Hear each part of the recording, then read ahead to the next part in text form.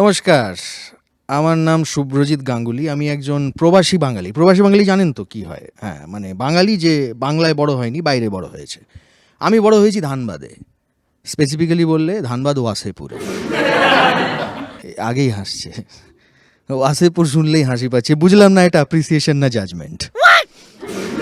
ওয়াসেপুরে বড় হয়েছি আমি। কালচারটা আমাদের ওখানে একটু আলাদা। আমাদের ওখানে ইংরেজি পড়ে না।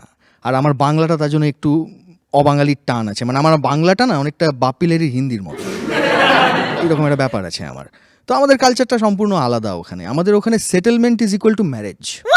আপনি যদি বিবাহ যদি আপনার না হয়ে থাকে, আপনার যদি বিয়ে হয়নি, ইউ আর নট সেটেল।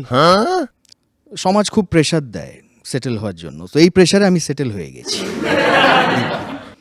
হ্যাঁ, বিশ্বাস করুন প্রথম ২-৩ বছর খুব ভাল লেগেছে, কিন্তু বেশ বেশ এনজয়। তারপরে বাড়ির লোক একটা প্রেশার দেয়। জানেন তো কোন প্রেশারটা? আমার মা বলছে আমি আমার নাতির মুখ না দেখে মরবো না।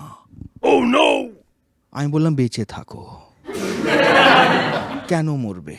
আর ধরো তুমি তোমার নাতির মুখ দেখলে আর মরে গেলে, রেস্ট অফ দ্য লাইফ আমার ছেলেকে সবাই পানতি বলবে, তাই না? আমার ছেলে অনলাইন অফলাইন দুটো জায়গাতেই ট্রোল হয়।